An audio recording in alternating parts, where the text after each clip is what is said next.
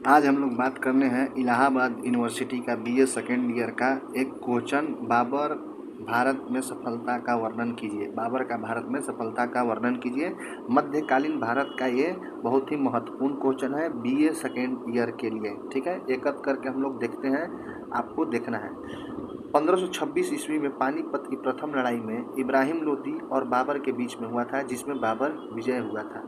इब्राहिम लोदी अफगान शासक था, बाबर मुगल शासक, और इस कारण से अफगान वंश का ये अंतिम वंश था। लोदी वंश को हराकर बाबर मुगल वंश का स्थापना भारत में करता है।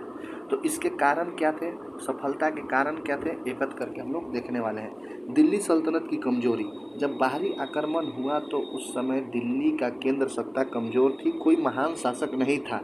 इब्राहिम लोदी अयोग्य शासक के रूप में था। वह अपने अमीरों और सरदारों का विश्वास खो चुका था।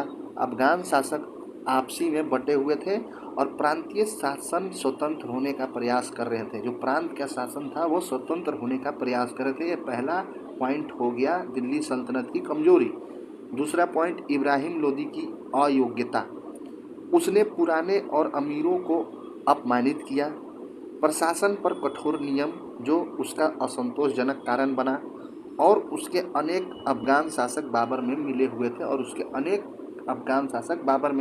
थे तो हम लोग 2 पॉइंट देखते हैं। तीसरा पॉइंट क्या है, बाबर की श्रेष्ठ सैन्य योग्यता। बाबर एक कुशल सेनापति और एक अनुभवी योद्धा था। उसने मध्य एशिया में निरंतर युद्ध के कारण अपनी अनुभवी को प्राप्त किया था और उसका सेना भी योग्य था। अगर बात की जाए भारतीय सेना इब्राहिम लोदी के उस समय वंश की अगर बात की जाए तो उससे अच्छी थी। आधुनिक युद्ध तकनीकी का प्रयोग।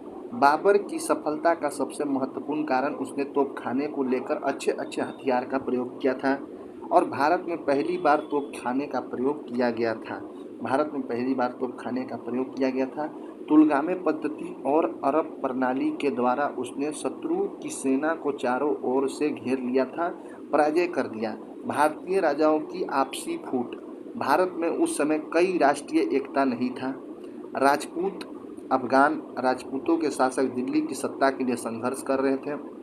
कुछ भारतीय शासक ने बाबर को आमंत्रित किया था भारत आने को, जहाँ इतिहास में बहुत लोग बताते हैं कि कभी राणा सांगा बुलाए थे, कभी इब्राहिम लोदी का भाई बुलाया था। तो ये देखते हैं, ये आपको 5 पॉइंट हो गया। छठा पॉइंट हम लोग बात करेंगे, आर्थिक समृद्धि का आकर्षण। भारत उस समय अत्यंत ही समृद्धि देश था।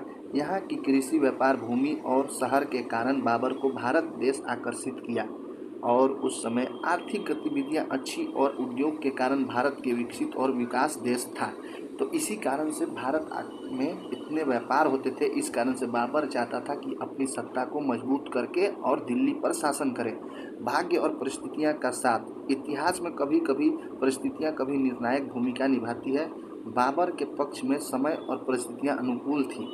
लोदी वंश का पतन और प्रशासनिक व्यवस्था उसके लिए अवसर बन गया था। और उस समय इब्राहिम लोदी से जब पानीपत का प्रथम युद्ध लड़ा बाबर, तो बाबर का समय भी और परिस्थितियां साथ दिया, जिस कारण से पानीपत के प्रथम 1526 में बाबर ने विजय प्राप्त किया।